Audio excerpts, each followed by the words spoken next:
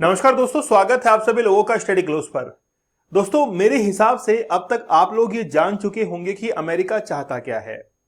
Recently America ने पाकिस्तान के साथ में डील की कि पाकिस्तान के अंदर जितने भी ऑयल रिजर्व्स हैं उनको और एनरिच करेगा अमेरिका।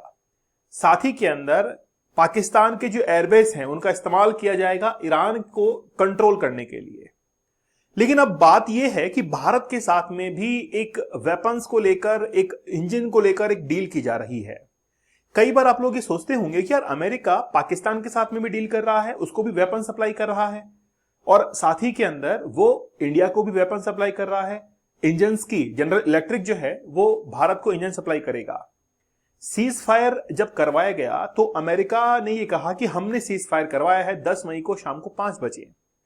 भारत ने इस चीज को डिनाई कर दिया कि हमारे पास में कोई फोन कॉल नहीं आया, जबकि पाकिस्तान ने इस बात को माना कि हमारे पास में एक फोन आया था जिसके तहत हमने ये स्वीकार कर लिया कि हम लोग सीज फायर कर रहे हैं। और वो झूठ बोल रहा है या सच बोल रहा है या फिर किसी दबाव के अंदर बोल रहा है वो तो वो जाने। लेकिन अमेरिका ने पाकिस्तान को जिस बात का डर दिखाया होगा वो डर था टैरिफ का डर, और भारत उस टैरिफ से डरा नहीं। इसीलिए भारत ने आज ये डिसाइड किया कि हम लोग चाहे 25% हो या 50% हो उस टैरिफ का सामना करेंगे, ताकि हम लोगों को और हमारे भारतीयों को आज नहीं तो कल ये समझ आ जाए कि हमको जितना जल्दी हो सके वो इंडिपेंडेंट बनना है। इसीलिए 15 अगस्त के स्पीच के अंदर प्रधानमंत्री मोदी ने जिस तरीके से यूपीआई सिस्टम को लेकर भारत के लिए कहा कि भारतीयों ने इसको बहुत अच्छे से डेवलप किया है और वो आज भारत के काम आ रहा है कि हम लोग किसी दूसरे देश के ऊपर डिपेंड नहीं है। और बहुत जबरदस्त बात थी ये। आज भारत के ऊपर भले ही 50% टैरिफ लग रहा हो और 27 अगस्त को आप देखिएगा, 27 और 28 अगस्त को मार्केट के अंदर एक अजीब सा भूचाल जो है आपको देखने को मिलेगा। तो अब भारत जो है वो पहले वाला भारत नहीं है कि जिसको डरा कर शर्तें मनवाई जाए। आसिम मुनीर ने ओवल हाउस में कई चक्कर काटे हैं, वहां पर डिनर किया है। तो वहां के एयर मार्शल चीफ या फिर आसिम मुनीर जो कि अब फील्ड मार्शल बन चुके हैं, उन्होंने डोनाल्ड ट्रंप के साथ में क्या किया था, डिनर किया। और बात यह है कि पाकिस्तान को दबाव के अंदर लाया गया कि हम कहें वैसा करना है। चलिए रिसेंटली क्या हुआ है, भारत के साथ में भी एक डील हुई है। नेगोशिएशन जो है वो start soon on general electric engine for Tejas MK2 jets. Actually में क्या है कि ये जो आप लोग देख रहे हैं MK2 जेट्स के लिए हम लोग जनरल इलेक्ट्रिक के इंजन भारत के अंदर लेके आने वाले हैं। ये 5th जनरेशन का एक AMCA जो लाइट कॉम्बैट एयरक्राफ्ट होता है, जो मल्टी रोल के अंदर काम करता है, वो भारत के अंदर अब लाया जाएगा। अब ये डील जो थी वो 2023 के अंदर साइन हुई थी। जून 2023 के अंदर प्रधानमंत्री मोदी ने अनाउंस किया था कि हम लोग ऐसी डील करने के लिए जा रहे हैं, लेकिन उस समय अमेरिका इस बात के लिए राजी नहीं था। इसलिए अगस्त 2023 में जाकर इस डील को फाइनल किया गया। लेकिन उसके बाद में भी हमको जनरल इलेक्ट्रिक ने कोई भी टेक्नोलॉजी ट्रांसफर नहीं की थी।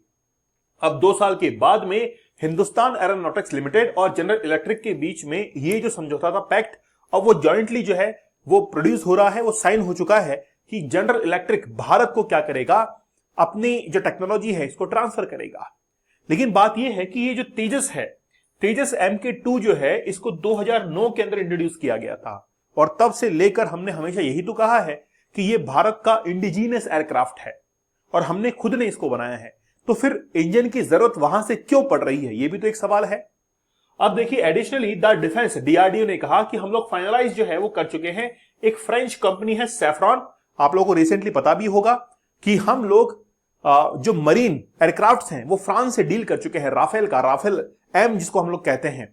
और उसके लिए हमारे पास में टोटल 26 एयरक्राफ्ट आएंगे, जिसमें से 22 जो है वो ट्विन सीटर होंगे और 4 उसमें सिंगल सीटर होंगे और वो भारत के पास में आएंगे। पहले 36 राफेल हमारे पास में आ चुके हैं, अब हमारे पास में 26 और आएंगे और ये कुल मिलाकर संख्या लगभग 62 के आसपास पहुंच जाएगी और भी संख्या आगे बढ़ सकती है।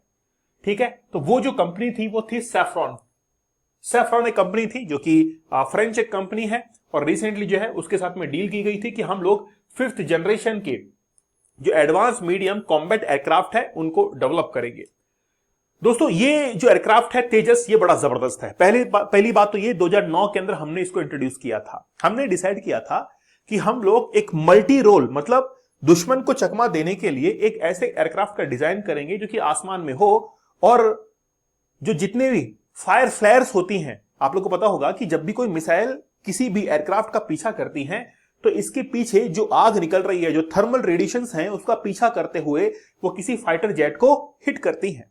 लेकिन हमने तेजस के अंदर एक फीचर ऐड किया, और वो फीचर ऐड किया गया कि इसमें से फायर फ्लेयर्स जो है वो निकलेंगी, ताकि जो मिसाइल थर्मल डिटेक्टर्स के थ्रू इसका पीछा कर रही है उसको चकमा देने के लिए। और साथ ही के अंदर ये जो प्लेन है वो अपने आप के अंदर एक मल्टी रोल फंक्शनिंग रखता है, एक मल्टी रोल इसके अंदर कैपेसिटी है, ताकि ये दुश्मन की जो एयरक्राफ्ट है उनको चकमा दे सके, मिसाइल्स को चकमा दे सके। इसकी स्पीड बड़ी जबरदस्त है, मैक 1.8 की इसकी स्पीड है, मतलब जो वेलोसिटी ऑफ साउंड है, आवाज की गति से भी लगभग 1.5 गुना इसकी रफ्तार है, बड़ी जबरदस्त रफ्तार है। इसीलिए हम लोग जो है वो अब क्या करने जा रहे हैं, इसके अंदर इसके इंजन को और बेहतरीन बनाने के लिए जनरल इलेक्ट्रिक के साथ में अब हम लोग समझौता कर रहे हैं। अब ये जो तेजस है, जिसको हमने 2009 में इंट्रोड्यूस किया था, मल्टी रोल ये फाइटर जेट है, जिसको इंडिया ने ही डेवलप किया है, हिंदुस्तान एरोनॉटिक्स लिमिटेड ने इसको डेवलप किया गया है, और साथ ही के अंदर डीआरडीओ ने भी इसमें हेल्प की है। स्टेटस है कि इसका प्रोटोटाइप डेवलपमेंट के अंदर फेज के अंदर था, मतलब MK2 की बात है ये। MK1 तो हमने बनाया था, वो खुद का हमारा इंडिजीनियस है, लेकिन MK2 जो है, जो कि इसके जस्ट एक स्टेप आगे है, एडवांस है थोड़ा, उसके लिए हमने जनरल इलेक्ट्रिक जो कंपनी है अमेरिका की, उसके साथ में क्या की है, डील की है। अब इसका मैक नंबर आप देखिए 1.8 है, जबरदस्त है।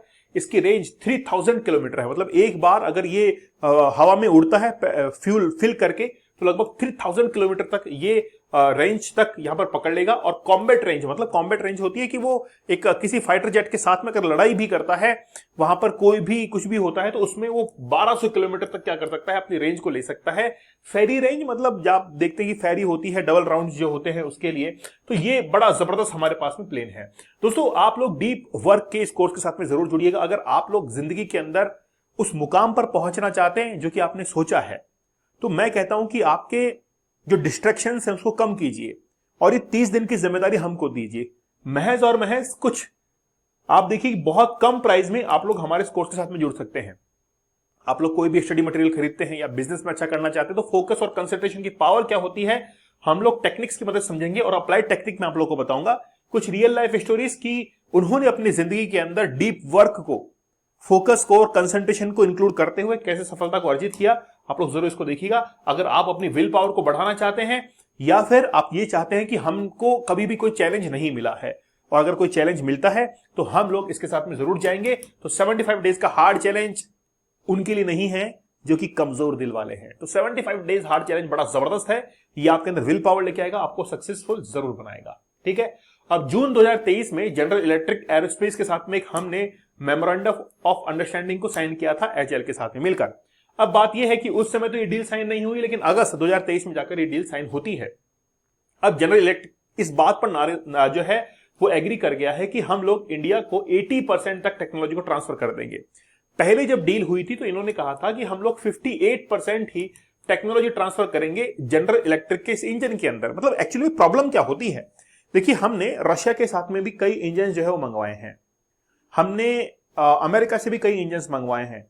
तो जिस समय इनके अंदर कोई खराबी आती है तो हम लोग इनसे सर्विसिंग की मांग करते हैं। जैसे आप मान लीजिए कि मार्केट में जाते हैं और एसी खरीद कर लेकर आते हैं, एसी को अपने घर पर लगाते हैं, लेकिन एसी के खराब होने पर आप उस कंपनी से कांटेक्ट करते हैं कि ये एसी खराब हो चुका है, आपने 2 साल की वारंटी दी थी, आप जल्दी इसकी सर्विस करवाइए।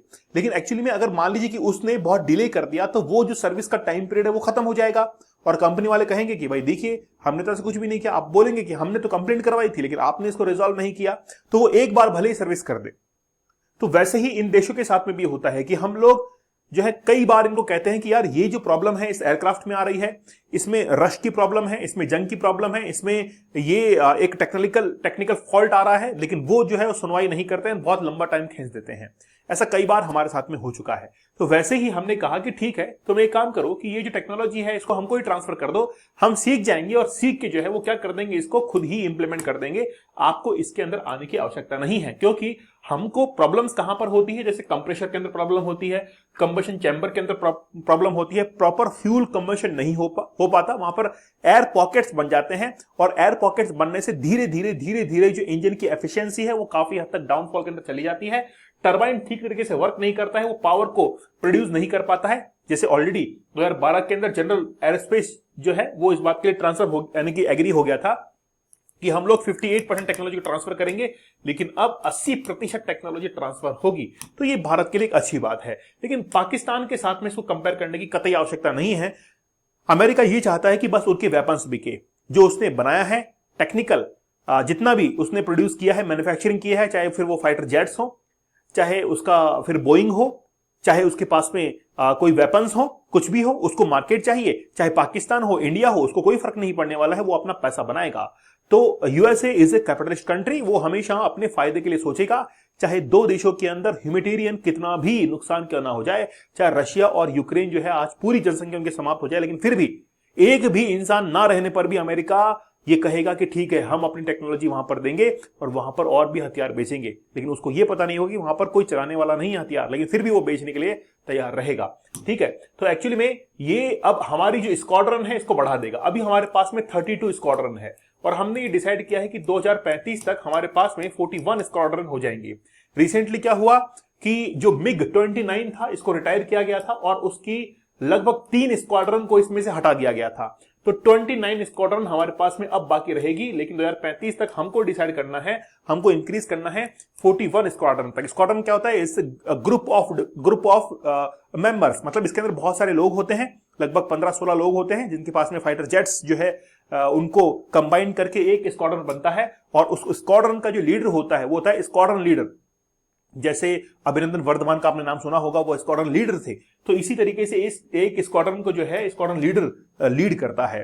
तो अब भारत और यूएसए के साथ में डील हुई है, तो यूएसए की मैंने मेंटलिटी आपको बता दी है। नहीं तो रशिया और यूक्रेन के बीच में अभी पीस ट्रीटी साइन हो चुकी होती, वो अमेरिका की वजह से ही नहीं हुई है। अगर रशिया और यूक्रेन दोनों मिलकर बातचीत करें ना तो आसानी से युद्ध रुक सकता है। इजराइल और फिलिस्तीन या हमास बैठकर बात करें ना तो इजीली मामला सॉल्व हो सकता है।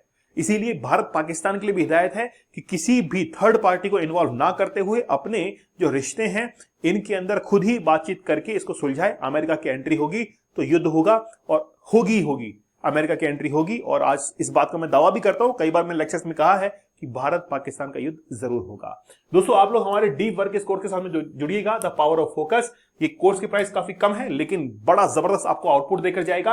आप लोग हमारे 75 डेज के हार्ड चैलेंज के साथ में जरूर जुड़िएगा, बेहतरीन बेनिफिट आप लोगों को होगा। टेलीग्राम चैनल है दीपक इंद्र ऑफिशियल, आप लोग जरूर ज्वाइन कर लीजिएगा। तो मिलते हैं आप लोगों से अगले सेशन के अंदर, तब तक धन्यवाद, थैंक यू, जय हिंद।